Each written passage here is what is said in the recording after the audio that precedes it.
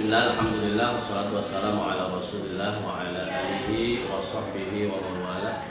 La hawla wa la quwwata illa billah. Rabbi shrah li sadri wa yassir li amri wahlul 'uqdatam min lisani yafqahu qawli. Ya Fatihul Alim, amma ba'd. Mudah-mudahan yang bagi Allah.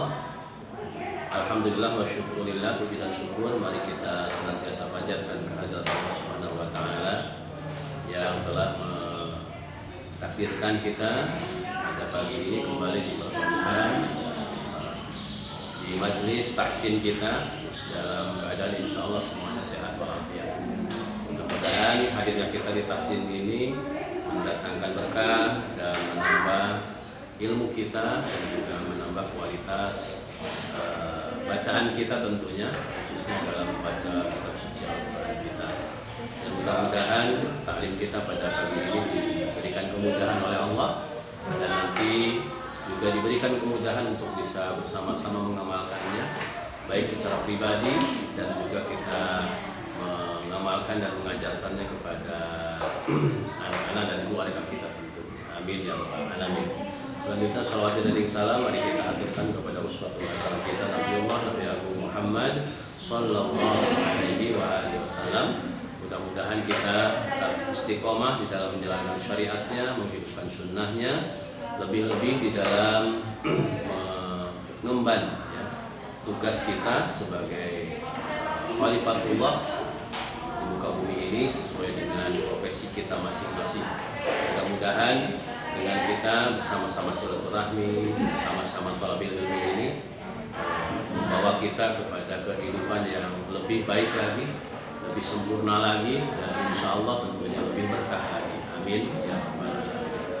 Mudah-mudahan mati Allah Subhanahu wa taala. Mari kita bersama-sama untuk mempersiapkan diri kita menerima ilmu dari Allah melalui majelis ini ya, dengan bersama-sama nanti kita mengkaji kembali, memperbaiki kembali bacaan-bacaan Al-Quran kita, wabil khusus dari sisi makhrarijul huruf dan juga sifatul huruf ya. Dari makhraj yang kemarin sudah kita bersama-sama ketahui ya, dari tempat keluarnya huruf maupun sifat-sifat yang melekat pada huruf-huruf tersebut. Lalu kemudian nanti kita bersama-sama bagi waktu yang kita akan bersama-sama gunakan ini. Yang pertama untuk muqaddimah, yaitu menjelaskan dulu teori dari ilmu tajwid. Kemudian setelah itu nanti kita bersama-sama memasuki waktu yang lebih lama tentunya durasinya, yaitu praktekkan di dalam bacaan Al-Quran. Dan di akhir seperti biasa kalau ada pertanyaan mungkin nanti kita bisa bersama-sama diskusi lebih khusus dengan tema atau materi kita tahsin, atau mungkin pertanyaan apapun ya yang kita perlu kita bersama-sama ketahui dan kita diskusikan. Mudah-mudahan sepulang dari majelis ini di samping tahsin kita dapatkan, tapi juga insya Allah pengetahuan agama yang lain juga kita dapatkan bersama. Jadi majelis tahsin ini tidak hanya sekedar ya, untuk meningkatkan kualitas bacaan Al-Quran kita, tapi juga meningkatkan kualitas keilmuan kita insya Allah. Bagi saya, ketika ada pertanyaan yang bisa saya jawab langsung, saya jawab. Kalau memang tidak bisa saya jawab langsung sekarang, ya nanti kita jelaskan dan kita jawab pada pertemuan-pertemuan yang akan datang seperti itu. Maka mudah-mudahan waktu yang kita luangkan ini menjadi waktu yang penuh dengan manfaat dan berkah. Ya, insya Allah seperti biasa jadwal kita insya Allah sampai 9:30 nanti ya, kita akhiri ya, mudah-mudahan pokoknya maksimalnya sampai jam 10, tapi 9:30 mudah-mudahan sudah bisa kita selesaikan. Yang terpenting adalah bagaimana kita bisa memanfaatkan waktu yang ada ini dengan betul-betul seefisien dan semaksimal. Untuk itu insya Allah mulai pertemuan ini kita akan nanti praktek mulai dari surah Ad-Duha ya. Surah Ad-Duha, kemudian nanti terus ya, berurut, dan tentu karena kita di majelis tahsin, maka nanti saya mohon mungkin bunda-bunda untuk bisa membacakan walaupun secara bersama dulu, kemudian nanti mungkin secara pelan-pelan kita gantian satu persatu, minimal masing-masing bisa mengetahui, merasakan, dan sekaligus juga bisa menganalisa sendiri ya, apa yang kurang, apa yang masih kesulitan dan lain sebagainya. Bahkan tidak menutup kemungkinan ya, bahwa dari masing-masing ayah bunda ini ya, mungkin langsung saja, misalnya saya ini merasa kesulitan mengucapkan huruf apa gitu misalnya, gitu kan? Karena kalau di bisa jadi kan kalau mengetahui satu-satu kan dari misalnya surat Ad-Duha dicoba satu-satu itu kan cukup waktu lama ya. Jadi kita appreciation kan, misalnya kalau saya kok rasanya masih kesulitan membedakan huruf apa itu malah lebih enak. Jadi kita langsung jelaskan, langsung praktekkan kan gitu. Tapi bisa juga dengan tadi, misalnya kita coba untuk surat Ad-Duha misalnya. Untuk efisien waktu mungkin tidak semua surat Ad-Duha dulu, misalnya beberapa ayat, ya kan, gantian, lanjutkan, sehingga nanti bisa terdeteksi, misalnya huruf apa yang belum menurut pengetahuan saya dari ilmu yang saya dapatkan kan gitu ya. Karena jangan kaget kalau misalnya satu pengalaman,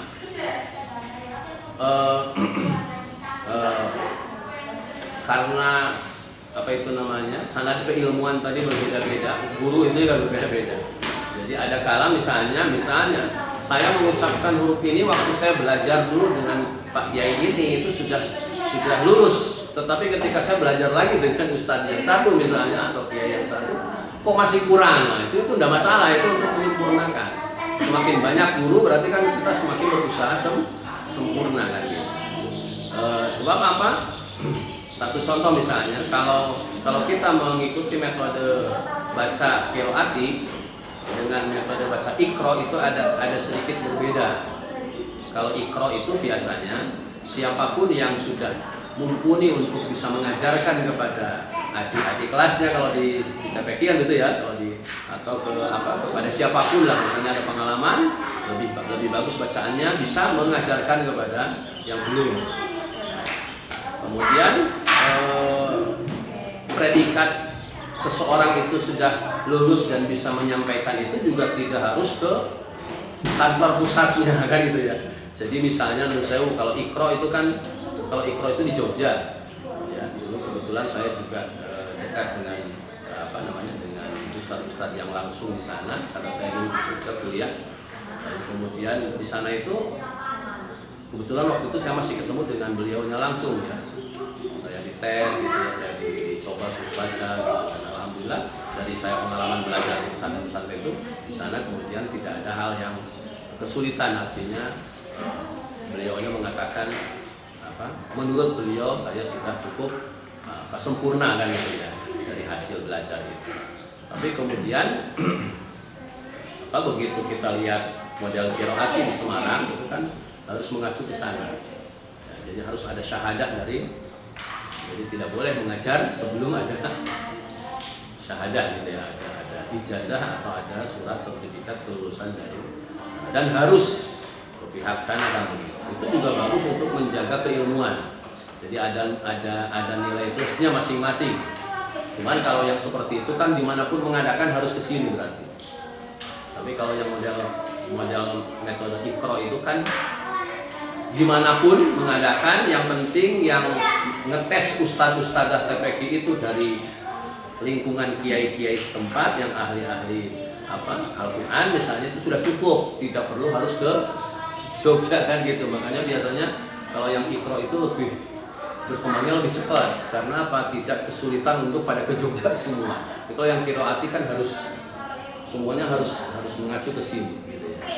Bahkan tadi itu satu contoh misalnya, saya punya adik perempuan waktu itu mengajar di TPQ, lalu kemudian karena TPQ-nya menggunakan qiraati, lalu ustadz-ustadznya harus memiliki ijazah atau sertifikat kelulusan dari qiraati. Lalu tidak mungkin ke sana, akhirnya ustadznya yang didatangkan. Jadi setiap begini ini tahsin, setiap tahsin itu dicoba. Jadi saya kena perempuan gitu ya. Padahal sudah pesantren, beberapa pesantren dan sudah lulus menurut kiai sepuh di sana dulu di Jawa Barat. Dan di sini itu sama ustadznya itu disalahkan terus. Maksudnya ini belum benar. Sampai nangis ke saya itu. Bang, gimana ini saya kok? Padahal udah pesantren, sama kiai-kiai di sana sudah kok di sini salahkan. Udah nggak apa-apa. Itu namanya keilmuan disempurnakan kan gitu. Tetapi kalau bisa harus bagaimana betulnya itu harus digitukan sama ustadznya. Kalau saya salah coba dicontohkan seperti apa gitu. Jadi tidak hanya salah itu keliru, tapi nggak nyontohkan gitu. Itu kan kesulitan kalau kita yang belajar.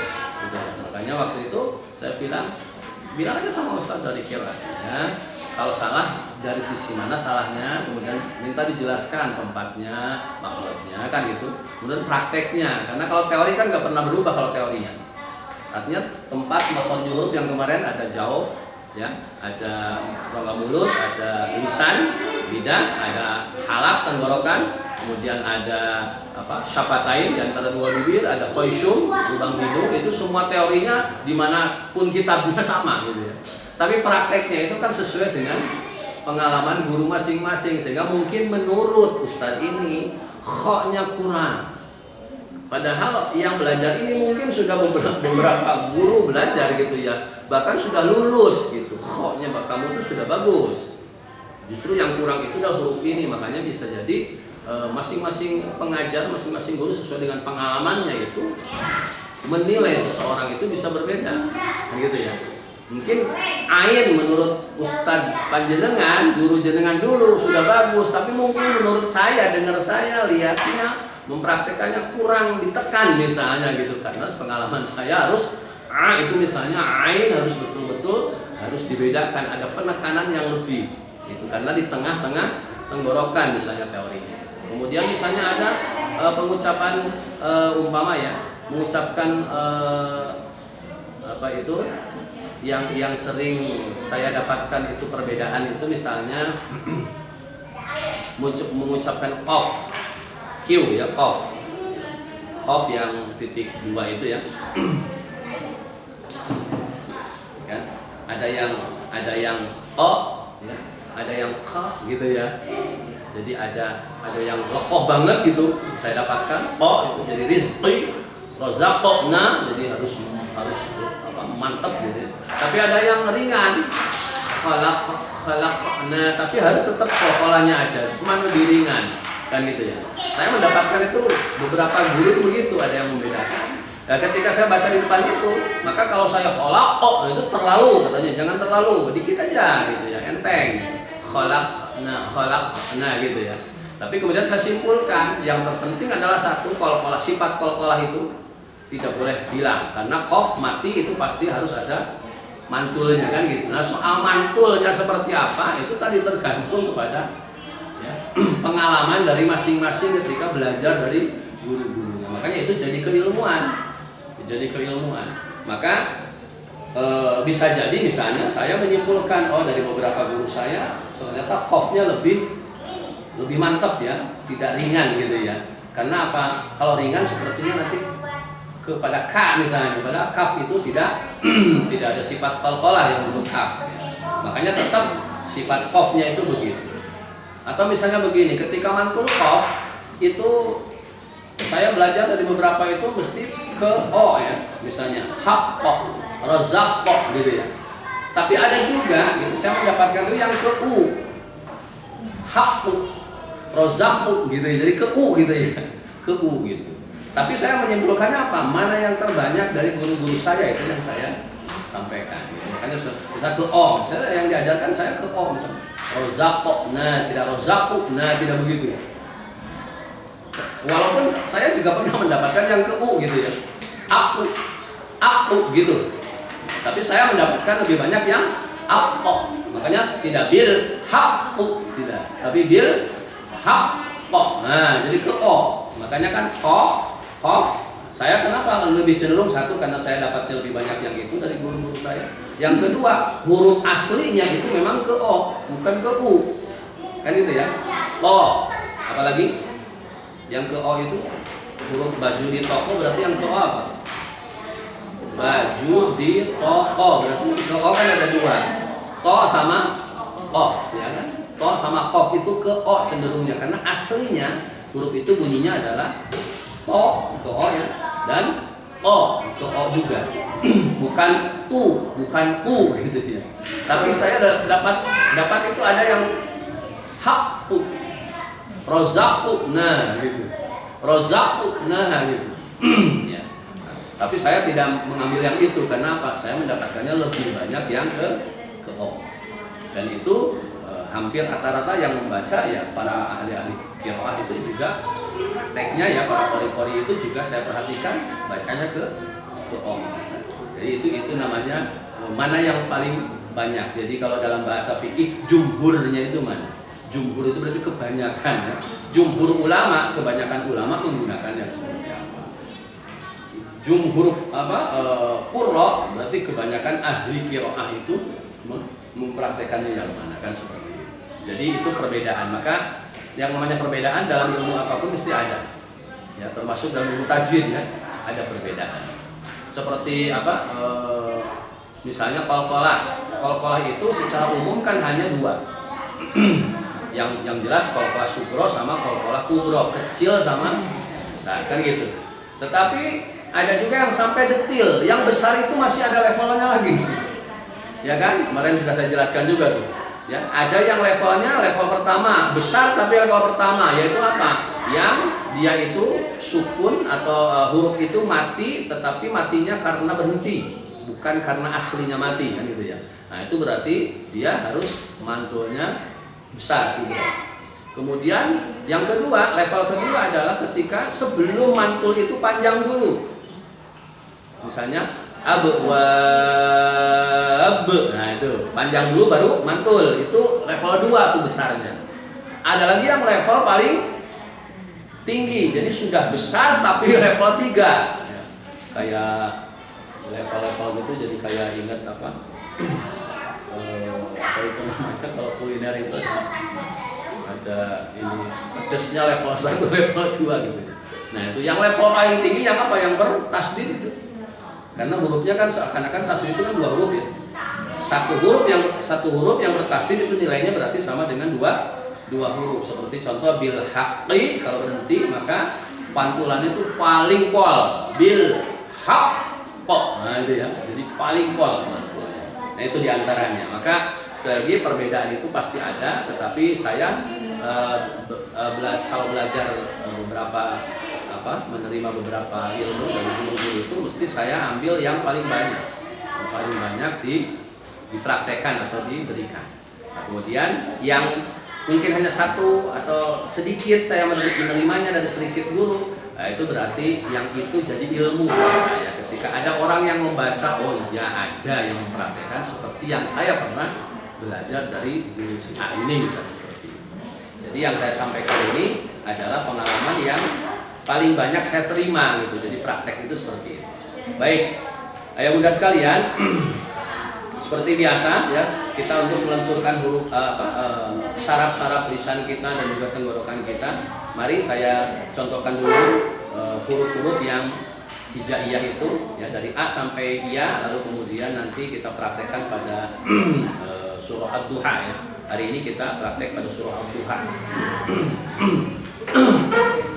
Nanti sebelum praktek mungkin ketika belajar makhraj huruf ini, tadi saya katakan boleh bunda atau ayah anda yang mungkin ingin lebih jelas, misalnya merasakan saya itu suka kesulitan mengucapkan huruf apa misalnya begitu, karena kan saya belum mengetahui personilnya ya, kekurangan masing-masing. Tapi mungkin dari masing-masing ayah bunda kan bisa merasakan saya mesti kalau mengucapkan ini yang suka berbeda. Walaupun saya sering beberapa pertemuan kemarin sering mengulang-ulang ya, secara umum orang membaca ini dengan ini hampir sama ya. Kayak kemarin saya jelaskan huruf-huruf yang hampir sama pengucapan itu ketika berharokat kasroh atau domah. Kemarin kan saya berulang-ulang sampai misalnya ti sama ti, misalnya to sama ta, itu kalau kasroh sama domah itu kadang-kadang tidak ada bedanya. Padahal kan hurufnya jelas beda ya. Kecuali kalau fathah kan yang A, yang O kan ada jelas ya. Tapi kalau I kan I semua. ya kan? Maka sin sama shin sama shod itu kalau i maka tidak boleh sama, tidak boleh si kan gitu. Tapi kan harus beda, si kan gitu. Walaupun sama-sama i, tapi umumnya karena i semua maka seakan-akan ya sama, si, nasi. Padahal shod, ya misalnya mis, ya misalnya mis, ya. Jadi shod adalah salah satu sifat yang melekat pada shod adalah isti'la. Istilah itu terangkat lidahnya, mulutnya kita agak berubah ke depan, cucu lah bahasa Jawa. Shod. Kemudian sin, kalau sin mesem, ya. Kemudian kalau shod mencucu. Kemudian kalau bod misalnya, bod itu juga bagian dari istilah, salah satu sifatnya. Istilah itu lidah kita terangkat, kemudian mulut kita ke depan. Itu istilahnya ya. Gampangnya begitu. Makna istilah sendiri adalah naik, terangkat. Lawannya istifal, turun. Itu ada huruf-huruf yang turun lidah kita atau ada yang terangkat lidah kita. Ada yang lidah kita nempel, ada yang lidah kita tidak nempel tetapi terangkat, misalnya seperti itu kan sifat namanya.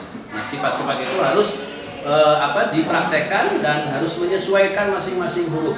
Jadi kemarin sudah saya berulang-ulang sampaikan, kalau bicara sifat huruf, maka huruf A sampai Ya itu rata-rata per huruf itu punya 4 sampai 5 sifat yang pasti. Ya kan? Tetapi ada berbeda-beda tadi, ada yang sama dari sifat, misalnya sifat jahar. Jahar itu adalah jelas misalnya. Itu hampir banyak huruf-huruf yang jelas pengucapannya. Sifat jahar itu melekat pada huruf yang cukup banyak. Nanti lawannya jahar hamas. Hamas itu berarti yang sedikit samar-samar. Sedikit samar-samar misalnya, itu yang hamas. Itu huruf-huruf tertentu pada hamas misalnya. Yang jahar, yang hamas misalnya kalau kemarin sudah kita sampaikan misalnya untuk yang jahar umpama di situ ada 19 huruf dari A sampai Ya itu berarti 19 ini punya sifat jahar sama semuanya. Misalnya huruf ain, huruf dha, huruf mim, huruf waw, huruf zai, huruf nun itu adalah punya sifat jahar misalnya. Tapi nanti ada yang hamas lawannya, yang samar-samar itu seperti huruf fa, ha, tha. Itu kalau dalam bahasa kita, kalau yang hamas itu ada sifat desis yang keluar. Makanya seperti af, ha, ah, itu ada desisnya. Ya, ada sifat hamesnya, samar-samar itu tidak terlalu jelas. Kemudian ada tha misalnya, tha, ada sya, ada kha, ya, ada kaf, ak, at. Nah itu misalnya itu ya huruf-huruf yang punya sifat hamas misalnya seperti itu. Nah jadi sifat-sifat yang ada pada huruf itu juga harus kita jaga. Supaya apa? Orang kalau membaca dengan hati-hati dia akan betul-betul bisa merasakan bedanya. Kan gitu ya. Kalau pengucapan itu sesuai dengan makhraj dan sifat, maka itu akan sangat berpengaruh terhadap saraf-saraf yang ada dalam tubuh kita. Bahkan ada yang meneliti bahwa setiap huruf itu dari A sampai Ya itu menerapi saraf-saraf dalam tubuh kita itu. Sehingga akhirnya kalau dihubungkan dengan ayat yang mengatakan wa nunazzilu minal qur'ani ma huwa syifa. Ya kan? Apa yang diturunkan dalam Al-Qur'an itu ada sesuatu yang menjadi syifa, obat. Ternyata dari situ aja penelitian huruf saja sudah bisa jadi syifa kan gitu. Tetapi ketika, persyaratannya ketika huruf itu diucapkan sesuai dengan itu ya, teori makhraj dan sifat. Maka kesimpulan sederhananya adalah kalau kita itu ya kan sering sakit-sakitan berarti ada sesuatu yang belum tepat dalam mengucapkan huruf itu kan gitu. Kalau bisa ketemu tuh ibaratnya penyakitnya, perbaiki huruf itu, maka akan menerapi sarafnya, maka akan dengan sendirinya sifatnya Al-Quran itu terasa. Itu baru dari segi huruf ya itu. Belum dari segi keutamaan kata ayat ya, keutamaan atau fadilah surat itu nanti wah itu lebih luas lagi sifatnya kan gitu ya. Baru dari segi huruf, baru dari segi huruf. Bahkan ada guyonannya santri waktu di ngaji itu gitu, wah kenapa katanya saya sering bermasalah itu di kaki katanya gitu kan, di kaki gitu misalnya gitu. Entah samuran, entah apapun gitu ya, pokoknya di kaki. terus dihubungkan dengan makharijul huruf, karena huruf nggak ada yang keluar dari kaki gitu. Huruf kan keluarnya cuma dari sini kan, dari batas tenggorokan sampai ke mulut, sampai ke hidung, cuma di situ kan keluarnya makharij. Tidak ada dari tangan, makanya kalau tangannya sakit ya, karena nggak ada huruf yang keluar dari sini, makanya sakit. Tapi kalau kita hubungkan dengan penelitian tadi bahwa setiap huruf itu menerapi syaraf-syaraf kita, sebenarnya kan itu tadi huruf mana yang menerapi syaraf yang kemudian jalurnya ke itu, kalau dibahas lagi secara keilmuan kan itu jadi ilmu yang luar biasa gitu kan. Saya sendiri aja belum sampai mendalami sampai situ. Saya kepengen sebenarnya gitu kan, dari penelitian itu, keilmuan itu, tahu betul bahwa masing-masing huruf itu sesuai dengan penelitian kemana jalurnya syaraf itu kan gitu. Tapi secara umum kan bisa melihat, bisa kita rasakan bahwa ketika kita mengucapkan ya, huruf-huruf yang keluar dari tenggorokan saja ini, kalau kita rasakan itu ada banyak hal yang terasa ya kan. Misalnya kencengnya urat yang mana itu bisa terasa, cuman kan kita nggak neliti sama situ kan gitu ya. Jadi kalau kita itu kan tinggal menerima penelitian itu ya sebenarnya kan gitu kan, terus merasakan itu. Yang hebat kan ya tadi yang menemukan itu, meneliti tadi setiap huruf itu belum dari sisi kalimatnya dan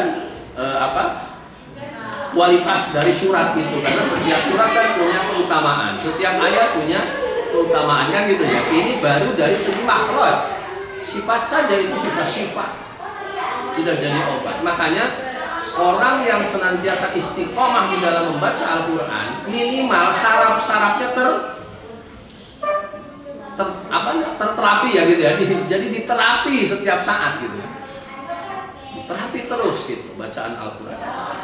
Maka orang yang ahli Quran, ahli qiraah, orang yang Al-Quran itu jadi qorinan, sebagaimana doa di Fathul Quran kan, jadikanlah Al-Quran sebagai qorinan, teman setia saya dalam hidup. Berarti kan tidak ada waktu kecuali hanya berinteraksi dengan Al-Quran, entah diucapkan, entah didengarkan, entah diamalkan, pokoknya berinteraksi dengan Al-Quran. Maka berarti kan hidupnya adalah selalu bersama Al-Quran. Kalau sudah hidupnya bersama Al-Quran, otomatis kan pengucapannya menjadi terapi syaraf-syarafnya kan gitu, angen-angen maknanya itu menjadi terapi kejiwaannya kan gitu ya. Jadi dari sisi situ saja Masya Allah udah. Makanya kita tinggal menyanyikan saja tombo ati iku ono limang berkoro kan gitu.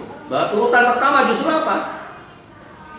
Kaping pisan moco Quran, nah, dan maknanya kan gitu. Berarti kan yang pertama itu sebelum yang lainnya baca Al-Quran, tetapi angen-angen maknanya kan ini. Makanya dari segi ayat, dari segi kalimat atau surat itu juga sudah punya keutamaan atau fadilah tersendiri. Nah itu. Maka kalau dihubungkan dengan sebuah hadis yang mengatakan apa? Khairukum man ta'allamal Qur'an wa 'allamahu, maka dari situ akhirnya apa, kita terbuka. Oh, kenapa Rasulullah sampai memberikan apresiasi yang tinggi? Sebaik-baik kalian adalah yang mau ta'allamal Qur'an, mempelajari Al-Quran, wa 'allamahu, dan mau mengajarkannya. Jadi mempelajari dan mengajarkan itu adalah termasuk khairukum atau khairun nas kan gitu ya. Sebaik-baik kita manusia.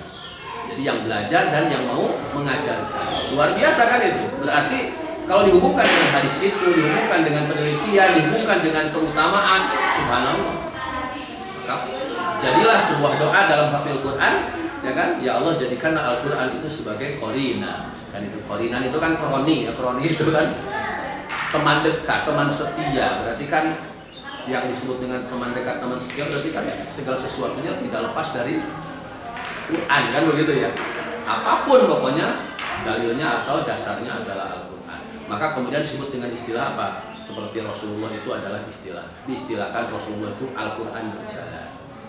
Kan gitu ya. Al-Quran berjalan. Itu maksudnya apa Al-Quran berjalan? Karena semua Al-Quran ada dalam ya, pribadi Rasulullah kan gitu. Karena khuluquhul Quran. Dalam hadis kan itu adalah Rasulullah itu ketika Aisyah ditanya bagaimana akhlak Rasulullah, karena khuluquhul Quran, adalah Rasulullah akhlaknya Al-Quran. Makanya Al-Quran berjalan. Nah kita sebagai umat Rasulullah masih dibalik, ya kan? Bukan Al-Quran berjalan, tapi Al-Qurannya jalan-jalan. Maksudnya apa Al-Qur'annya jalan-jalan? Ya. Kalau Al-Quran berjalan kan tidak harus ada Al-Qurannya, tetapi dia sudah mewarnai kehidupannya, mewarnai jiwanya, itu Al-Quran berjalan. Tapi kalau Al-Quran jalan-jalan, berarti Al-Qurannya masuk saku, Al-Qurannya masuk tas gitu kan, kemudian bunda jalan, berarti kan, nah, bunda ini Al-Quran jalan-jalan gitu. Jadi Al-Qurannya dibawa kemana-mana. Itu juga sudah bagus gitu ya, sudah bagus. Artinya apa? Setiap saat selalu bersama dengan Al-Quran, walaupun Al-Qurannya masih ikut di tas gitu ya, ikut di tas gitu. Tapi ini yang kita harapkan adalah tidak hanya sekedar Al-Qurannya jalan-jalan, tetapi nah, Al-Quran berjalan betul-betul. Apa yang ada dalam kitab suci kita itu satu persatu sudah diaplikasikan di dalam ucapan kita, perbuatan kita, dan juga perilaku. Baik, bunda sekalian, jadi itu mukadimah tadi mengenai makharijul huruf dan sifatul huruf. Sekarang ikuti ucapan saya dari mulai A sampai ke Ya, yang kita langsung kasih harokat tanda fathah, kasroh, dhammah, dan sukun sekaligus. Ikuti ucapan saya. A, I, U, Ba. Coba. A, I, U, Ba. Huruf kedua. Ba, Bi, Bu, Bab. Ba, Bi, Bu, Bab. Huruf ketiga, ujung lidah ditempel diangkat ke atas. Ta, Ti, Tu, Bat. Ta, Ti, Tu, Bat. Ya, tak mati tidak boleh jadi ke C ya, karena dalam bahasa Al-Quran tidak ada C. Walaupun kadang-kadang orang membaca, ya kan, idas sama'un fatoroj. Itu jadi ke C gitu ya. Saya tidak pernah mendapatkan langsung ke C. Pokoknya tetap T. T itu teorinya ujung lidah, kemudian dengan langit-langit atas bagian depan. Ya, makanya ya. Ya. Ayat, jannat gitu ya. Tidak ayat, tidak jannat kan gitu ya. Tidak, itu tetap T. Ya. Coba saya ulang. Ta, ti, tu, bat. Ta, ti, tu, bat. Sekarang sa, ujung lidah, ujung gigi depan. Sa, si, tu, bat. Iya, tengah lidah jim. Jaji, ju, baj. Ya, ada qalqalahnya sifat pada jim ketika sukun, karena itu bagian dari huruf baju di toko 5 huruf qalqalah. Kemudian ha tengah tenggorokan. Ha, hi, hu, bah. Ha, hi, hu, bah. Kho sekarang naik ke atas tenggorokan bagian atas. Khafifubah. Iya, maka ketika mengucapkan kata khair, akhirah itu jangan akhirah, khair jangan, tapi ada nah itu ya, ada akhirnya karena tempatnya di tenggorokan bagian atas. Jadi seperti kita kalau berdahak itu, ya kan gitu ya. Beda kalau ha tengah bersih, ya, jangan kebalik. Jadi khafifubah. Coba. Ya, dal salah satunya sifat qalqalah. Dadidu bad. Ya, yang titik berarti di depan. Ladidu bad. Ya, kemudian ra ada sifat tebal sama tipis. Rariu bau.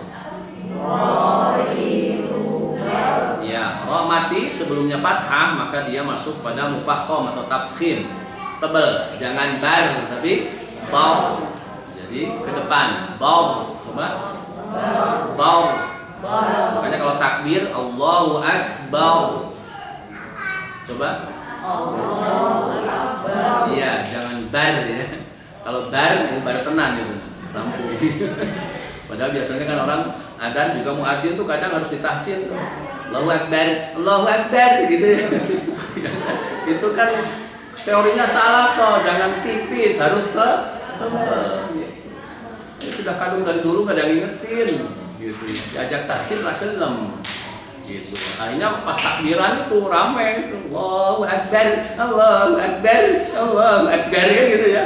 Tapi beda kalau yang tahsin. Pasti itu beda pengucapannya. Walaupun tidak bercucu-cucu banget tapi mufakhamnya ada. Allahu Akbar, Allahu Akbar kan gitu. Allahu Akbar mesti. Nah yang tahsin ya. Tapi kalau yang tidak tahsin saya nggak jamin. Mesti ya tadi itu gitu ya. Allahu Akbar gitu ya. Gitu kan. Ya. Kalau pengucapan takbir betul tipis. ya kan? Mari kita bertakbir, itu betul, jangan takbir, ya jangan salah itu. Tapi kalau mengucapkan Allahu Akbarnya baru, karena teorinya kan sukun sebelumnya fathah. Jadi akbar gitu ya, tidak akbar ya, gitu ya. Sama seperti sin sama son kan begitu bedanya. Sin itu tadi, kalau son di depan, tempatnya sama. Sin, zai sama son itu sama tempatnya, tapi sifatnya berbeda. Makanya as dengan aus itu beda, ya kan? Kalau Bunda membaca ashab dengan Bunda membaca ashab, itu maknanya sudah lain. Ashab misalnya, sahab itu artinya awan, ashab itu berarti sahabat, betul? Ya kan? Mari kita bersama-sama untuk bersolawat kepada Rasulullah, ya kan? Pada para keluarganya dan para gitu kan. Jadi sahabat. Nah, kalau sahabat itu bahasa Indonesia. Kalau bahasa Arab apa? Sahabat kan gitu ya. Ya memang susah kalau sudah pakai bahasa Indonesia itu, karena apa? Sudah bergeser bahasa ya. Jadi ya tetap angel, eyel-eyelan wis pokoknya. Makanya tinggal gini, sampean nganggo Indonesia apa Arab kan gitu aja. Gitu. Kalau pakai Indonesia berarti ya udah sahabat. Oh ini sahabat saya kan gitu. Tapi kalau Arab kan lain, sahib ya, sahabat saya, itu sahabat saya. Nah, mau ke Arab-Araban mau tetap Indonesia kan gitu Pak. Nah, kalau sekarang kan lagi rentan, lagi apa? Lagi riskan. Ya kan, lagi riskan itu apa? Gitu orang Indonesia udah ke Arab-Araban katanya gitu. Padahal Al-Qur'an juga bahasanya bahasa Arab kan gitu ya. Nah, makanya kalau bisa ya, walaupun kita itu orang Indonesia, tetap kalau pas membaca Al-Qur'an ya harus dengan teori bahasa Arabnya kan gitu. Nah, kasih nama juga kalau bisa ya kembalikan ke asli, ngambilnya dari bahasa mana. Kan kasihan toh kalau namanya itu namanya dalam bahasa Arab tapi ngomongnya atau tulisannya bahasa Indonesia, kan kasihan toh yang punya nama itu loh. Kita yang ngasih nama itu, ya kan? Makanya mau ngasih namanya Zainuddin apa Zainuddin? Ya kan gitu toh. Nah, ya kan? Kalau bahasa Indonesia ya Zai. Kalau bahasa Arab kan Zai kan gitu ya. Namanya siapa? Anak saya namanya Khairuddin. Itu berarti Arab yang sudah Indonesia. Kalau aslinya kan jangan Khoi tapi Khoi kan gitu. Makanya namanya siapa? Oh, anak saya Khairuddin. Wah, itu bagus. Berarti Arabnya dijaga tuh ucapannya. Tapi kan bisa eyal juga. Saya kan bukan orang Arab, itu sudah nama Arab tapi sudah nama Indonesia kan gitu. Ya sudah kalau gitu ya nggak usah eyal gitu. Cuman maksudnya ya, biasanya kan dikembalikan tadi kan Latif atau Latif kan gitu ya. Ya kan pakai to apakah pakai ta gitu ya. Kan ada siapa namanya Lutfi ya, itu kan apa pakai to apa pakai ta terserah tuh. Cuman kalau pakai ta ya nanti kalau dikaramkan bisa jadi beda gitu. Sama seperti apa kolbu apa kalbu, ya mohon maaf kalau di bahasa Arab kolbu sendiri kalbu sendiri gitu ya. Kalau bahasa Indonesia kan kalbu sama kolbu kan maksudnya kan hati ya kan, tapi kalau bahasa Arab mohon maaf ya kalbu sendiri kolbu sendiri. Kolbu artinya hati, kalbu artinya waung atau anjing, itu kan bahasa Arabnya kan kalbu. Kalbun itu anjing, kalau kolbun ya hati. Makanya ada di dalam kalbuku. Itu kalau bahasa Arab kan bahaya gitu kan. Nah makanya ada orang yang kemudian akhirnya udahlah saya bukan orang Arab, berarti namanya pokoknya harus Arab-Araban. Pokoknya namanya ya bahasa kita saja gitu. Namanya siapa? Siti Bailah HP gitu. Kalau Arab berarti itu bukan Arab.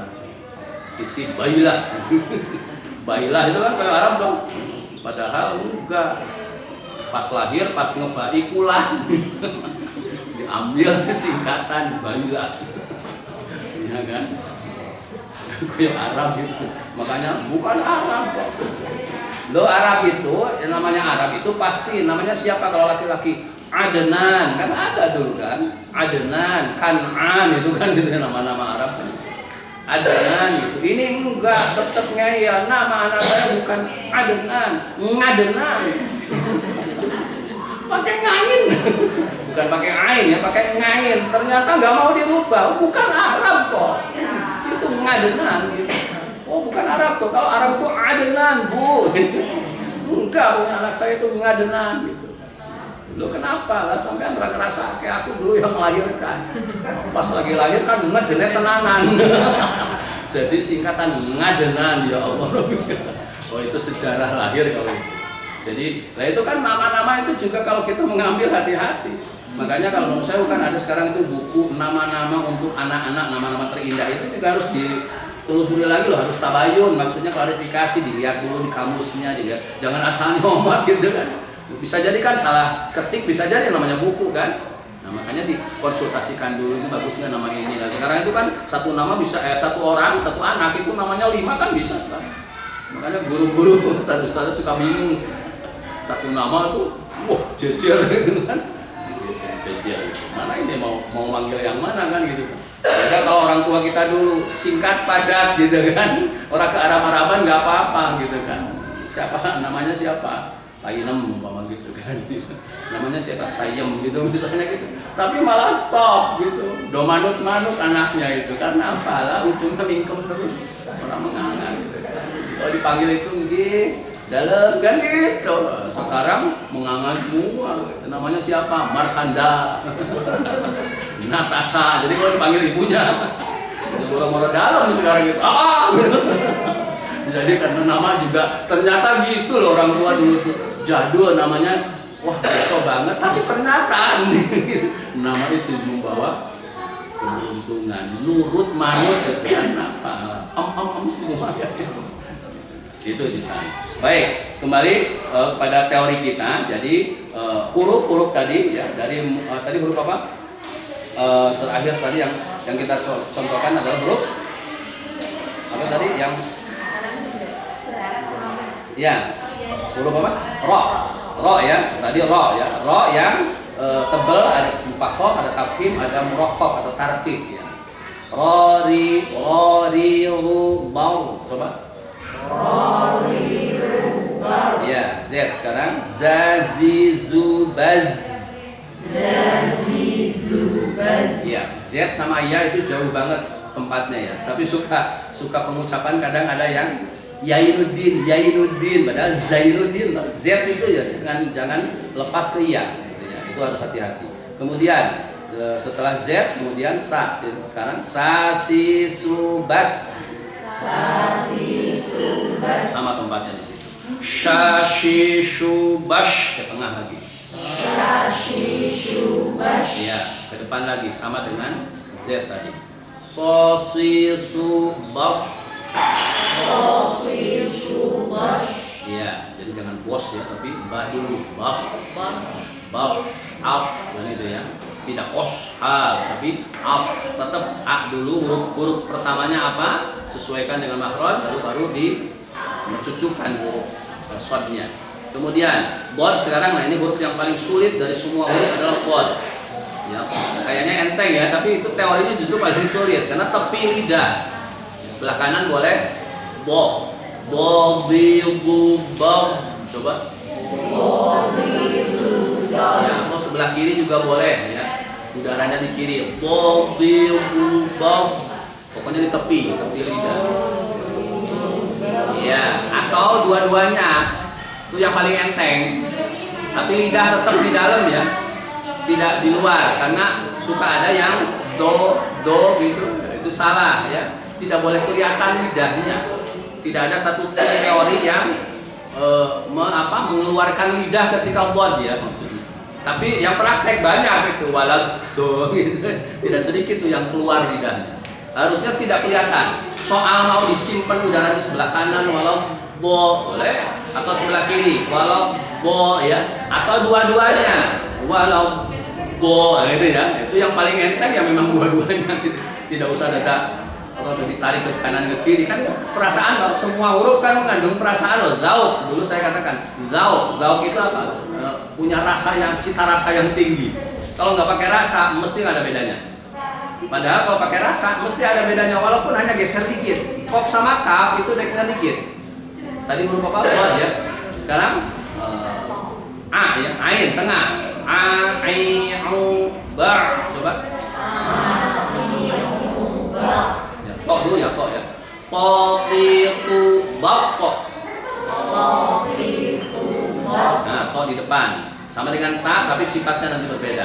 Zo ke depan lagi. Zo, zi, ru, bal. Coba. Ya, kalau zo itu ujung lidah, ujung gigi depan atas. Sama dengan za, sama dengan ta. Cuman sifat istilahnya yang membedakan. Kemudian zo itu tadi. Makanya harus dibedakan antara walau zo dengan minal zolimin. Itu harus beda. Karena yang zolim itu zo, kalau walau bo itu dod ya, itu harus beda. Lalu kemudian setelah zo, kemudian ain, ba, coba. Naik ke atas, bal. Dan fafifu baf. Ke dalam qatiqu baqo. Ya, turun dikit loh itu turunnya, tapi harus dirasakan ke depan. Kaki kubak. Ya, kaf tetap tidak boleh ke kof atau tidak boleh ke hamzah. Jadi tidak sedikit yang mengucapkan kaf mati itu jadi seperti hamzah mati. Yak furun harusnya begitu. Jangan yak furun. Ya kan gitu ya. Makanya kalau dalam bahasa dialek Banyumas itu lebih menang dalam mengucapkan kaf. Ya kan? Karena apa? Anak feedback kan gitu. Dinyek nah itu kafnya jelas. Tapi kalau kita yang di sini kan anak tidak kan gitu ya. Itu hampir seperti dengan makanya seperti pengucapan penulisan aja coba. Penulisan Quran coba. Quran itu kan kalau penulisan kan kalau kangelan yang kasih dikeruak gitu tuh loh. Itu ain apa hamzah kan itu ya. Kan ada yang nulis Quran itu kan begini. Kan repot gitu. Kalau Latin loh ya, Quran gitu. Ya. Tapi kalau tidak dikasih gini, nanti Quran ya kan gitu ya. Nah, susah kan gitu. Nah, makanya kalau belajar dari Latin lebih susah.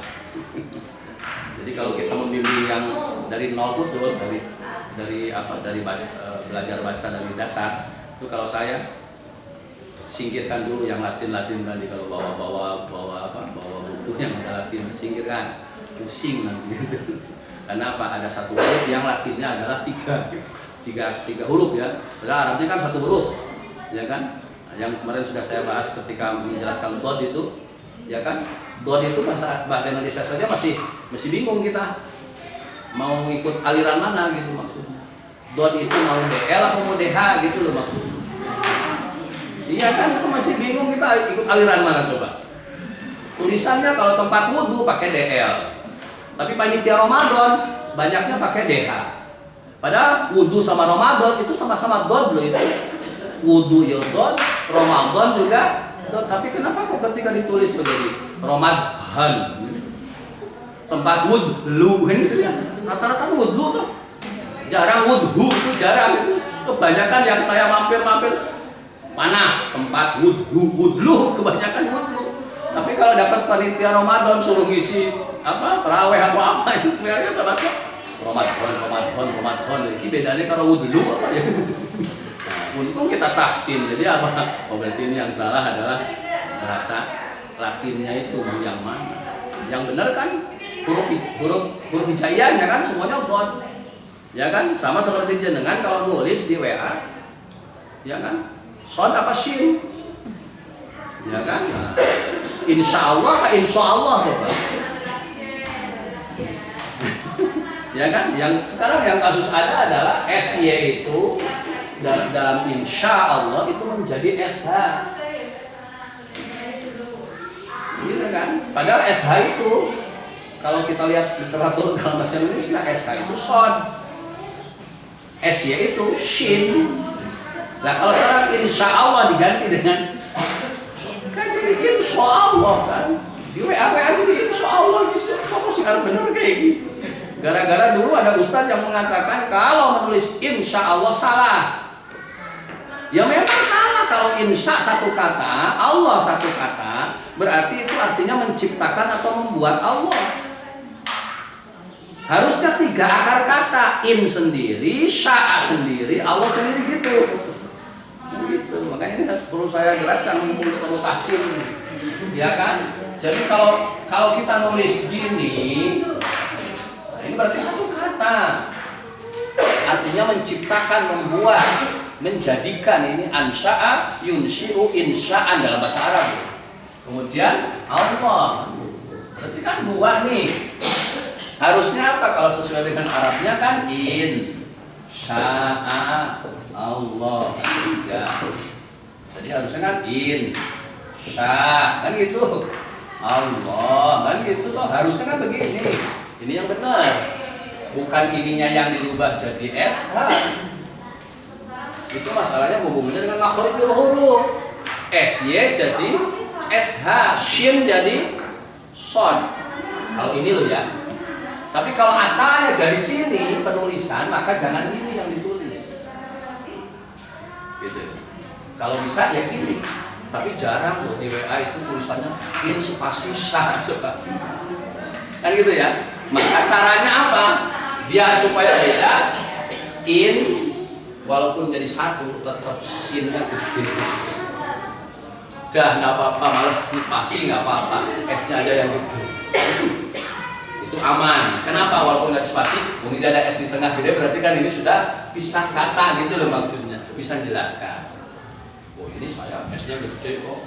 Jadi bukan menciptakan Allah, bukan. Tapi jika Allah menghendaki, mananya kan begitu. Makanya yang benar yang bahasa Arabnya ini.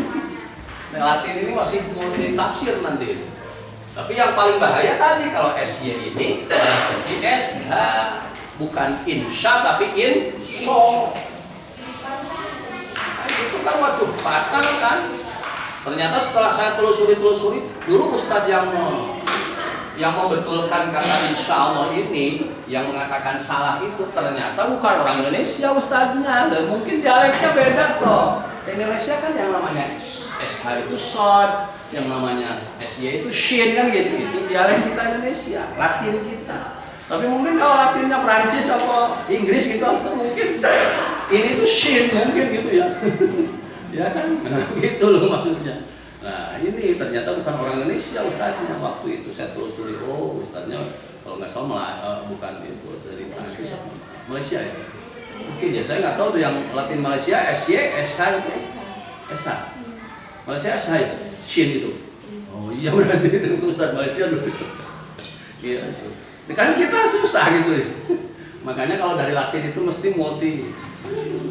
Yang enak itu belajar langsung dari Arabnya, tulisan Arabnya. Coba za itu apa? Latinnya. DZ kan?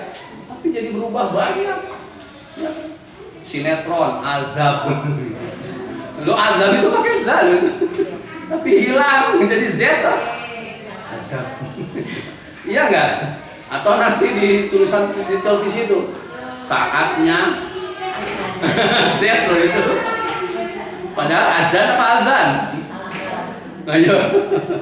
Iya kan? Kata izin juga coba. Kan aslinya bahasa Arabnya kan biiznillah, dengan izin Allah. Tapi dari bahasa Indonesia kan pakai Z. Malah ada yang pakai J. Coba mau aliran mana ya kita bawa? Ya kan, minta izin atau minta izin kan gitu ya. Kalau bahasa Arab itu minta izin, biiznillah, dengan izin Allah. Azina yang berani memberi izin. Ista'dzana yasta'dzin itu minta izin. Tapi bahasa kita kan menjadi berubah. Ada Z, ada C. Nah itu. Makanya kenapa tahsin itu perlu bagi kita umat Islam, karena kitab suci kita menggunakan bahasa Arab. Maka bahasa Arab itu ada teori dasar makhorijnya kan gitu ya. Yang itu semua mulut pasti sama tempatnya gitu, walaupun beda dialeknya. Cuman kalau nggak belajar ya tetap, ya kan. Makanya pernah saya sampaikan mungkin dulu kiai saya di Jogja itu kalau pas baca kitab kuning itu ngalahin, ya kan, ngalahin ing atase gitu kan, bahasa pakai bahasa Jawa kan, ya kan. Tapi kalau pas baca ayatnya, pas mengimami ya enggak saya dengar siratal ladzina an'amta 'alaihim, enggak ada tuh. Tapi kalau pas lagi baca kitab kuning ngaji di kelas itu, ya sesuai dengan dialeknya. Karena yang dibaca adalah kitab kuning itu bukan ayat Quran. Tapi pas ngimami, lah saya berapa tahun berarti selama kuliah di pesantren di Jogja itu, Pak Yai almarhum Al-Makurlah itu tidak pernah saya mendengar Fatihahnya kok pakai ngalahin. Tapi kalau pas ngaji kitab mesti ngalahin. Berarti kan sudah bisa membedakan. Ya kan? Objek apa yang saya ucapkan. Kalau Al-Qur'an ada teorinya, harus dijaga. Jangan dialek ikut Al-Qur'an. Kan gitu ya. Kalau saya orang Jawa Barat misalnya, biasanya kelemahan orang Jawa Barat secara umum misalnya mengucapkan pak. Ya, pak gitu ya. Jadi tidak fa tapi pak gitu ya. Makanya apa saja kan gitu, lagi apa, nonton TV ya kan, nah, mending kalau makan sama apa, tempe masih pas itu tapi kalau TV kan ya TV aja gitu kan. Makanya biasanya mohon maaf kalau ayah bunda lihat di acara Indosiar pas Mamah Dede itu masih kelihatan Sundanya. Kalau pas baca ayat itu beliaunya gitu, Pak alaihi Pak alaihi, jadi tidak fa gitu kan. Ya kan, itu berarti kan harus ditafsir sebenarnya itu. Kan gitu ya. Karena apa? Al-Qur'an masih ikut bibir Sunda. Harusnya bibir Sunda itu harus menyesuaikan dengan makhorijul hurufnya kan gitu harus. Nah ini pentingnya tafsir kan di sini, makanya pengucapan ini aja harus betul-betul dibetulkan. Kemudian huruf tadi apa? Terakhir kaf ya. Kaf ya. Kaki kubak. Coba. Kaki kubak. Lalilubal. Lalilubal. Ya, biasakan lam jangan bal. Kalau lepas maka nanti baca Fatihah ale. Baca robil bile kan gitu, karena tidak diperhatikan. Jadi jangan dilepas lidahnya. Lalilubal. Coba. Lalilubal. Mamimubam. Mamimubam. Naninuban. Naninuban. Hahihubah. Hahihubah. Wawiwubau. Wawiwubau. Yayiyubai. Yayiyubai. Ya, itu huruf yang dikasih fathah, kasrah, dhammah dan sukun. Begitu nanti huruf itu bertanda tasydid, maka sebagaimana arti tasydid atau syiddah itu, maknanya syiddah itu adalah tekanan. Berarti huruf yang bertasydid, suara kita harus ditekan pada huruf itu. Jangan keliru nekannya ya, jangan keliru nekannya. Jadi huruf yang bertasydid tadi.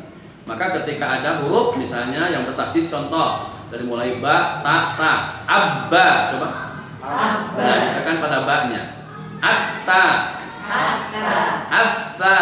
Atha. Ajja. Ajja. Aha. Aha. Akha. Akha. Adda. Adda. Azza. Azza. Arra. Arra. Azza. Azza. Assa. Assa. Asha. Asha. Assa. Assa. Adda. Adda. Atta.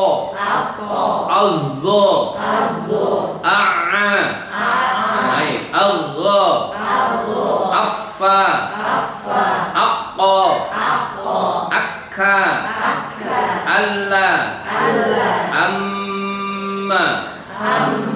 Nah, jadi khaisyum ya, jadi huruf guna. Anna. Ya, huruf yang keluar dari lubang hidung, khaisyum. Kemudian aha. Awwa. Ayya. Nah, jadi ya bertasydid itu juga sama ya, harus bertekan. Ucapan kita, suara kita ditekan. Maka ketika membaca Fatihah, iyyaka na'budu, tidak iyyaka na'budu wa iyyaka, itu ada yang kurang ditekan, kurang nyantol gitu loh. Ya kan? Nah, maka nanti maknanya akan jauh nanti maknanya. Iyyaka, coba. Iya. Nah, jadi ditekan pada y-nya karena bertasydid. Maka dalam fikih itu, dalam kitab-kitab fikih ada khusus belajar faslun tasdidatul Fatihah. Jadi satu pasal ini menjelaskan tentang tasydid yang ada dalam Fatihah yang harus dijagakan gitu. Kebanyakan yang hilang tasdidnya itu kalau tidak dia itu umumnya ya, umumnya orang praktek membaca itu di lam kata dol. Ya, waladhdallin gitu, hilang tuh cantolan L-nya itu. Jadi harusnya kan dol lah gitu. Walaupun tidak nyantol banget tapi harus tetap disantolkan gitu walaupun itu. Jadi jangan sampai waladhdallin itu berarti hilang. Tapi kalau waladhdallin itu masih mending ada nyantol kan gitu ya. Tapi kalau lebih sempurna lagi waladhdall, nah itu lebih kelihatan lagi tekanannya pada L. Nah itu kan harus dijaga karena kalau sampai hilang satu berarti ya kan satu. Kalau hilang satu tasdid berarti makna bisa jadi berubah kan gitu ya. Kalau itu ada pada surat nggak apa-apa, masih mending, tidak mempengaruhi keabsahan sholat. Tapi kalau ini Fatihah masuk pada rukun sholat, dimana rukun itu berarti tidak bisa tidak kan gitu ya, harus. Berarti kan rukunnya hilang, rukunnya rusak. Apakah tahiyatnya nggak ikut rusak? Jadi rusak seluruh sholatnya kan gitu. Makanya jadi batal lah semuanya gara-gara apa? Rukunnya tidak benar kan gitu. Makanya saya sering menyampaikan bahwa kalau ada imam dua pilihan, yang satu Fatihahnya itu bagus tapi suratnya wah masih ngeri bacaannya. Nah yang satu kalau suratnya wah panjang bagus tapi pas baca Fatihah duh gitu. Nah, kalau untuk imam mana yang dipilih? Nah kan itu yang Fatihahnya bagus, soal suratnya kurang bagus gak apa-apa, itu bukan rukun masalah. Gitu, jangan sampai mementingkan orang mau pilih sing iki. Kenapa? Suratnya dowo. Kalau Fatihahnya nggak bener walaupun suratnya panjang dan bagus, malah rusak ini nanti. Kasihan kan gitu kan? Lebih baik yang dipilih adalah yang Fatihahnya dulu. Kalau pilihannya hanya itu. Tapi kalau ada 3 pilihan, yang satu Fatihahnya bagus, suratnya pendek tapi bagus ya tetap. Malah itu disenengin jamaah insya Allah surat pendek-pendek. Idola. Apalagi ini mau Ramadan. Wah itu ya Imam Kulhu wah paling dicari. Kalau di luar Ramadan jadi gedean malah jadi bulan-bulanan gitu kan. Musolaku nek maghrib mesti kulhu lah tenane kopi kan gitu. Kalau Ramadan malah dicari imam yang kulhu. Makanya jangan suka ngerasani imam. Nanti kalau pas lagi nggak pas gitu kan ya. Akhirnya nggak nyaman sholat itu kan gitu.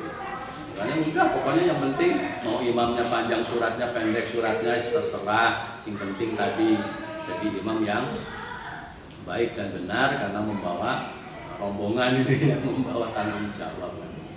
Jadi itu tadi untuk huruf ya. Sekarang coba kita masuk pada surah Ad-Duha ya. Kita dari surah Ad-Duha bersama-sama nanti pelan-pelan ya. Karena sekali lagi masing-masing huruf itu masing-masing lisan kita itu kan mungkin ada kelebihan dan kekurangan di setiap kita itu pasti ya. Itu sudah sunatullah, tidak lebih semua tapi pasti ada kurangnya tapi ada lebihnya. Maka kita praktekkan di sini ya. Bersama-sama dulu diikutin. Bismillahirrahmanirrahim. Coba.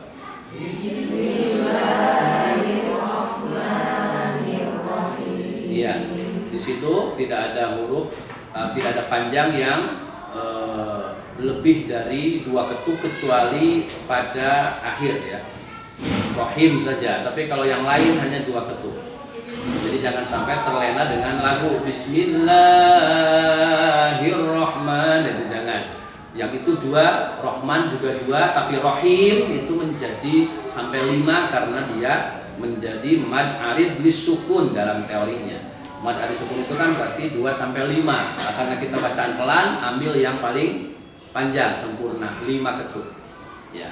Berikutnya perhatikan di sini tidak ada bacaan imalah di dalam bacaan kita kecuali 1 saja yang dibaca miring, kecuali 1 untuk bacaan yang kita ikuti yaitu Imam Hafaz riwayat Asyim tadi, yaitu hanya pada kata majro dibaca majre. Tapi yang ini tidak boleh diekan semua walaupun dengar di kaset ya, di kaset wadduhe gitu ya, Walaili idza saja. Misalnya dengar di kaset, nggak usah dipraktekkan. Sementara kalau kita sholat atau ngimami, karena harus ngaji dulu. Itu bacaan mana yang kita ambil. Itu imalah. Tapi tidak bisa menyalahkan. Wah itu kaset berarti salah, banting wae. Jangan. Itu pakai imam yang lain membaca. Jadi kita tetap membaca pakai imam kita. Wadduha. Coba. Wadduha. Ya, bot di situ dengan ha. Bayangkan bot itu di tepi lidah, kemudian ha di tengah tenggorokan. Jadi tidak asal bunyi aja. Wadduha gitu ya, boleh. Tapi harus diperhatikan. Wadduha. Coba. Wadduha. Wal-laili idza saja. Wal-laili idza saja. Ma wadda'aka rabbuka wa ma qala. Ma wadda'aka rabbuka wa ma qala. Ya, di situ ada tasdid pada da tadi. Ma wadda'aka rabbuka wa ma qala. Coba.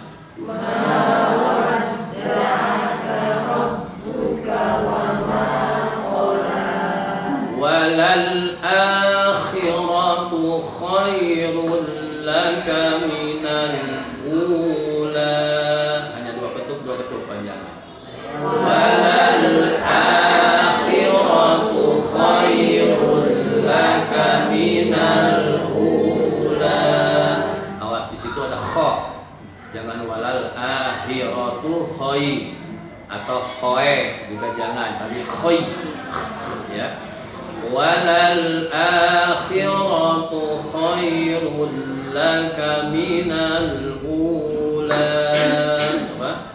Walal akhiratu Khairul laka minal ula. Wala sawfa yu'tika rabbuka fatarda. Wala sawfa yu'tika rabbuka fatarda. Kesalahan yang sering pada ayat itu biasanya di to pada ti. Yang kedua taur, tebal. Fatar bukan fatar do ya. Fatar yaitu tebal dari takfir. Wala sawfa yu'tika rabbuka fatarda. Coba. Wala sawfa yu'tika rabbuka fatarda. Alam yajidka yatiman fa'awa. Coba. Alam yajidka yatiman fa'awa. Saya ulang. Di situ ada mantul ringan ya. Alam yajid, lam itu di situ jangan ada dengung lebih karena idhar, jelas. Alam yajidka yatiman fa'awa. Coba. Alam yajidka yatiman fa'awa. Wa wajadaka dhallan fahada. Awas sampai 6 ketuk.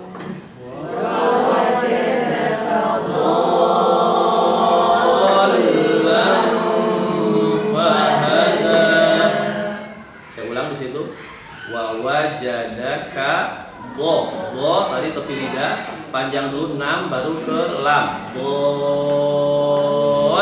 Nah, itu biasanya kebanyakan kurang sempurna di panjang. Beda kalau yang jaiz ya. Kalau jaiz itu umpama 2 ketuk nggak masalah karena pilihan boleh memilih.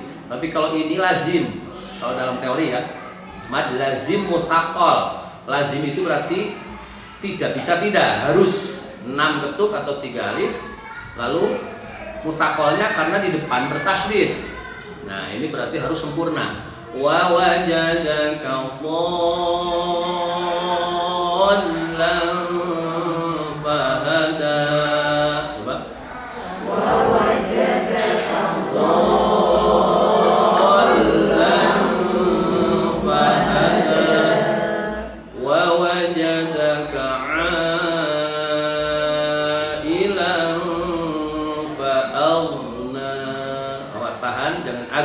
tapi tahan. Wa wajadaka 'ailan fa'aghna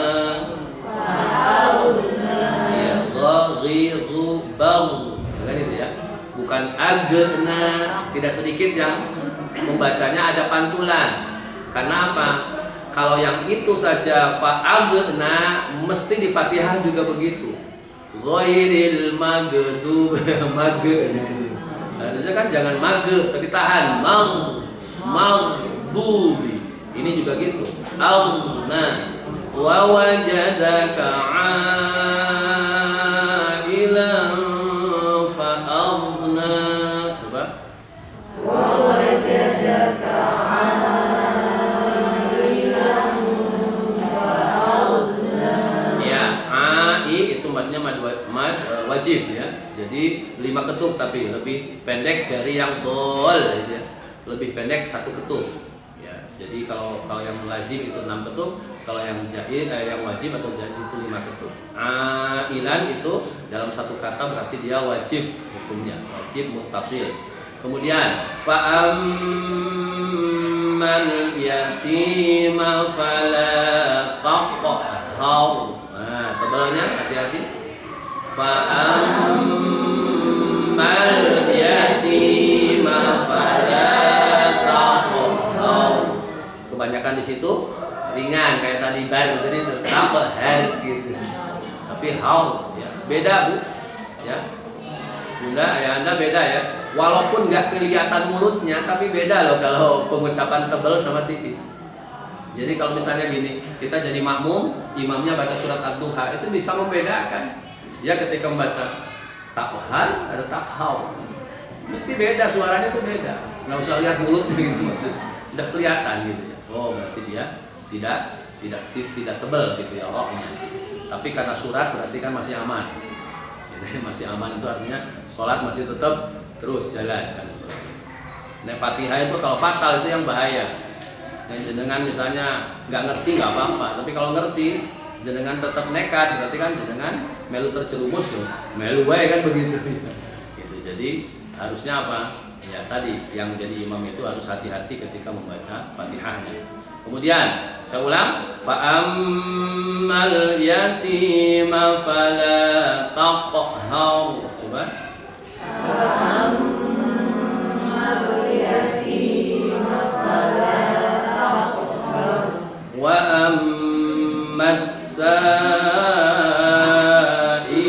fala tanhar.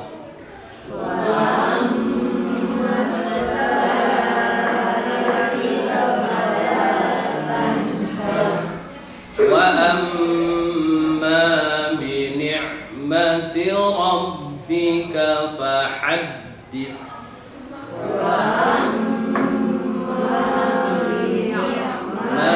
رَبِّكَ فَحَدِّثْ. Coba kita ulang bersama dari atas. Bismillah. Bismillahirrahmanirrahim. Wadduha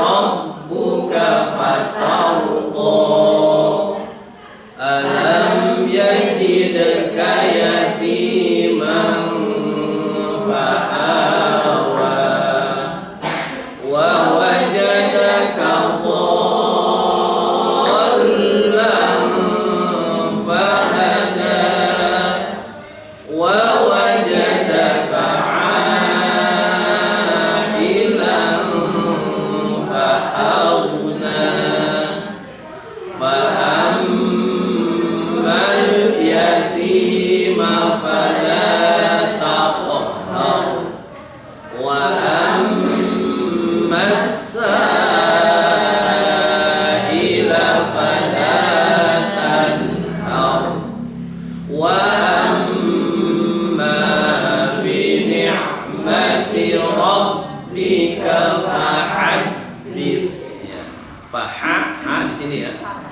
fahadits, tapi fahadits. Itu tidak sedikit yang ha jadi ha, fa jadi sa. Makanya kan tidak sedikit yang gitu membaca itu karena mungkin hafalan gitu ya, hafalan tidak dilihat, apalagi kalau yang pas suruh baca nggak bisa malah. Tapi bil goib maksudnya hafalan malah lancar, itu biasanya gitu. Itu jadi pas yang ayat terakhir gitu. Wa amma bi nikmati rabbika fahaddis. Fahaddis gitu. Nah, itu nanti jadi beda. Harusnya kan fahaddis ujung lidah. Fahaddis. Coba. Fahaddis. Coba sebelah sini. Fahaddis. Coba. Fahaddis. Nah, itu ya. Fahaddis. Jadi harus di depan. Tidak fahaddis. Kalau dis seperti sin. Tapi ini fahaddis. Hadas ya, hadis ya. Fahaddis maka ceritakanlah. Jadi bukan hadas, bukan hadas, bukan hadash, bukan hadas gitu ya. Nanti akan beda di kamus maknanya. Baik, nah itu yang biasanya di situ mungkin karena pengen cepet-cepet shadaqallah apa gimana gitu ya. Jadi kurang sempurna. Jadi di am itu biasanya wa ammas gitu. Wa amma bi ni'mati fa ammal yatim itu jadi kurang sempurna. Padahal minimal berapa? 2 ketuk. Fa ammal yatim fala taqhar wa ammas sa'ila fala tanhar wa amma bi ni'mati rabbika fahaddits gitu ya.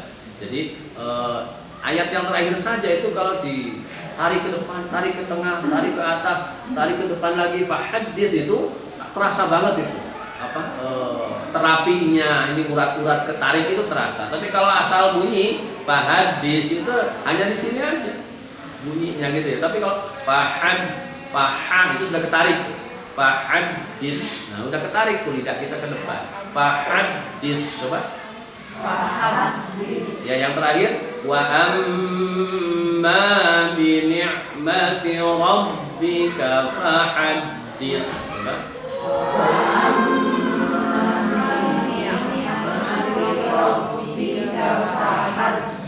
Ya, kalau yang sudah biasa cepet-cepetan di an itu tinggal merubah itu aja, jangan cepet-cepet.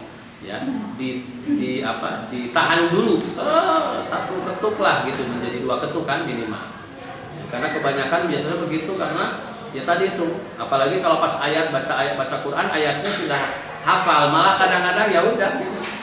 Ya kan, pas begitu baca ayat pas ujungnya innallaha ala kulli syai'in qadir itu kan hafal gitu, malah jadi ingnya hilang, ikhfanya jadi kurang gitu loh gara-gara hafal. Makanya saya sering kalau tadarus itu, kalau praktek baca Al-Qur'an itu, kalau pas ayatnya itu yang sering atau hafal rata-rata jamaah itu saya biasanya awas, bacalah yang dilihat. Saya mengingatkannya begitu, bacalah yang dilihat, jangan yang diingat dihafal gitu, karena tadi jadi hilang semuanya, ya kan? Innallaha, karena biasa innallaha ghafurur rahim, karena biasanya ghafurur rahim, padahal tulisannya ghafurun halim. Loh iya kan itu karena hafalannya seringnya yang ghafurur rahim. Lo itu sering itu astagfirullahaladzim, yang baca malah langsung istighfarnya banter. Karena apa? Lalu tulisannya halim kok, bunyinya kok bisa rahim. Itu berarti kan yang dia baca yang diingat, bukan yang dilihat.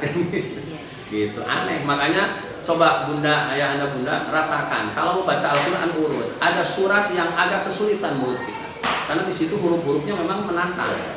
Tapi ada ayat atau surat yang kayak ini kok ringan-ringan gitu kan? Itulah indahnya gitu. Jadi terasa gitu kalau kita mesti gitu. Tapi kan tidak sedikit juga gini, alah podo wae to Pak, berarti kena podo wae berarti kabeh angel. Kabeh angel dan jarang baca gitu kan. Akhirnya enggak ada yang sering kan gitu kan. Ah podo wae kalau saya Pak, oh berarti. Tapi kalau misalnya gini, wah rasanya iya ya. Kalau surat Maryam kok agak ribet-ribet. Kalau surat itu memang surat Al-Kafir itu memang ada surat-surat yang pengucapan kita itu agak lumayan tertantang gitu karena huruf-huruf yang tadi tengah-tengah ya, kemarin sudah saya jelaskan A sampai Ya itu yang huruf paling harus diperhatikan adalah mulai dari fa, ujung lidah tadi abatata, dari ta sampai kepada qaf kaf. Yang lainnya A sampai ta itu enggak terlalu sulit. Kemudian la, ma, na, wa, ya itu enggak terlalu sulit, tapi tengah-tengah itu yang perlu diperhatikan gitu. Makanya biasanya yang kesulitan pengucapan itu adalah ketika huruf-huruf itu adalah di surat-surat itu ada kadang-kadang di surat pendek pun di juz amma ini kadang-kadang gitu pas baca yang inilah enteng lancar kan gitu, tapi kalau pas baca surat yang ini waduh. Makanya coba baca surat misalnya ya surat tabat yada abi lahabi wa tab, itu kalau dengan betul-betul perhatikan makhrajnya itu rodo mulut kita rodo tertantang gitu ya, tidak sembarang ya kan. Tapi begitu baca surat umpama kalau di surat-surat pendek misalnya umpama baca surat qul huwallahu apalagi ya qul huwallahu atau misalnya inna a'tayna itu tidak terlalu tertantang, apalagi qul ya ayyuhal kafirun misalnya itu tidak terlalu tertantang menurut kita. Tapi begitu baca surat al-lumazah ya kan wailul likulli humazatil lumazah alladzi jama'a malahu gitu kan, atau surat Quraisy ila fi Quraisy ila fihim rihnu ha itu kan. Nah, itu kalau tidak ini kan sama aja akhirnya ila fi Quraisyin ila fihim rihlata syita'i begitu sama. Padahal itu ada syita ada sha ya kan, lata syita'i was-shayf kan gitu. Falyabudu rabb hadzal bait alladzi amahum min ju'. Tekan ke sini min ju' kan gitu. Wa amanahum min khauf. Itu kayaknya gampang, tapi enggak sebenarnya. Lebih sulit huruf-huruf. Nah, itu jadi jangan kaget kalau baca Al-Qur'an misalnya antara surah Al-Baqarah, Ali Imran dengan misalnya surah An-Nisa, surah Ar-Ra'd, surah At-Taubah itu agak kesulitan pengucapan kita. Memang huruf-hurufnya tertantang di situ. Kalau surat Al-Baqarah hampir nyaris enak gitu ya dibahasakan. Makanya dulu waktu saya waktu zaman anak-anak saya sering ikut MTQ itu kalau pas dapat jatah makronya itu yang Al-Baqarah atau surah-surah yang ujungnya itu bisa panjang-panjang, wah seneng epol gitu. Karena apa? Satu, ucapannya ringan, kedua ujungnya bisa panjang. Tapi kalau misalnya gini sudah dapat undiannya nomor 1 atau nomor 2, pas bacanya surat Maryam kebagiannya atau surat An-Nisa, waduh, udah nggak bisa maksimal. Karena apa? Nggak mungkin saya mencengkokkan irama di akhir ayat itu lebih dari 2 ketukan, karena ujungnya kan hanya Hakimah 2 ketuk. Rohimah kan gitu yang nggak bisa. Tapi beda kalau Al-Baqarah, Ali Imran kan ya'lamun, bisa gitu kan, bisa. Wah itu paling susah. Kalau dapat undian nomor 1 atau nomor 2 pertama, kedua kalau dapat makronya itu yang ayatnya itu madiwad semua ujungnya. Madiwad itu berarti hanya 2 ketuk. Wah itu paling susah. Tapi kalau dia lulus itu bisa jadi juara pertama itu. Kalau MTQ ya. Karena apa? Dia mampu mengambil itu huruf ayat yang susah tapi dengan irama yang tepat kan gitu. Makanya paling enak itu kalau ini pengalaman ya, paling enak itu kalau dapat undian itu misalnya ya saya dapat giliran undiannya nomor berapa, nomor 5 ke sana, itu paling enak. Sebab Dewan Juri itu sudah bisa membayangkan banyak orang. Tapi kalau nomor 1 itu paling angel, walaupun api dewe bisa jadi. Wah ini kalau saya kasih nomor nanti jangan-jangan yang lebih bagus kan gitu. Makanya Dewan Juri kan mesti ngasihnya cukuplah 65 jumlahnya api gitu. Makanya walaupun bagus, kalau nomor 1 agak jarang. Juara 1 jatuh pada nomor undian 1 jarang. Kenapa jarang? Karena saya pengalaman dari juri, kangelan rata-rata jadi juri itu karena belum ada bandingannya. Yang gitu ya. Mau ngasih nilai 90 kok kegedean. Masih ada 9 peserta lagi atau 20 peserta lagi kan gitu. mau ngasihnya kecil, nah itu HP dan itu akhirnya kan diambil tengah-tengah. Ternyata kan enggak, judulnya malah paling bagus nomor 1 itu misalnya suaranya dibanding yang lain. Tapi kan sudah kadung dikumpulkan nilai